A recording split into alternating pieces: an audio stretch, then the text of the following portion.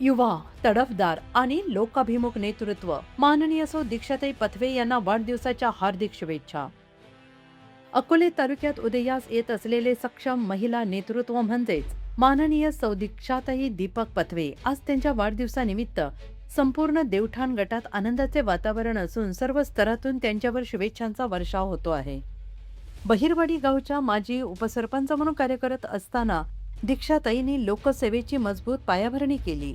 राष्ट्रवादी काँग्रेस पार्टीकडून उमेदवारी जाहीर झाल्यानंतर त्यांनी अत्यंत कमी कालावधीत देवठाण गटातील प्रत्येक गाववाडी वस्तीपर्यंत पोहोचून जनसंपर्क वाढवला आणि आपली एक वेगळी ओळख निर्माण केली.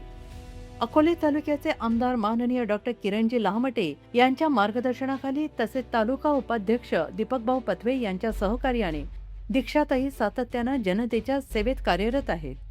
त्यांच्या कामात शांतता, संयम, समजूतदारपणा आणि सगळ्यांना सोबत घेण्याची वृत्ती स्पष्टपणे दिसून येते.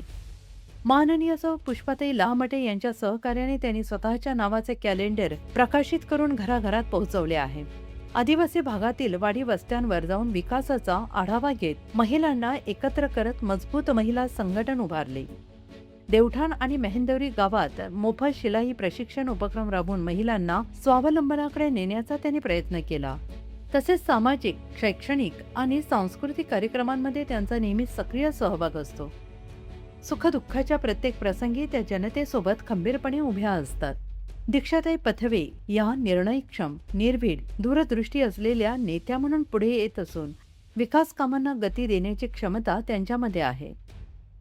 सामान्य जनतेच्या प्रश्नांसाठी आक्रमक भूमिका घेऊन झुंज देणारे हे नेतृत्व भविष्यात नक्कीच मोठा बदल घडवेल असा विश्वास व्यक्त केला जातो आहे.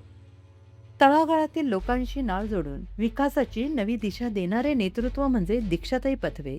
अशा या कर्तृत्ववान, अभ्यासू आणि जनतेच्या मनात घर करणाऱ्या नेत्या माननीय सौ दीक्षाताई दीपक पथवे यांना वाढदिवसानिमित्त अकोले 9 परिवाराकडून मनपूर्वक शुभेच्छा.